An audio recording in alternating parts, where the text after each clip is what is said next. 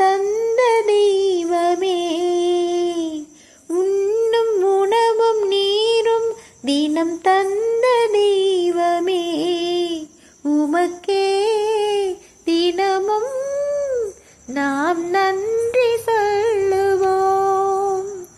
கடவுள் உள்ளமே ஓர் கருணை இல்லமே, கடவுள் உள்ளமே ஓர் கருணை இல்லமே, அடைக்கலம் கொடுத்தவன் அருளை பாடுவேன்.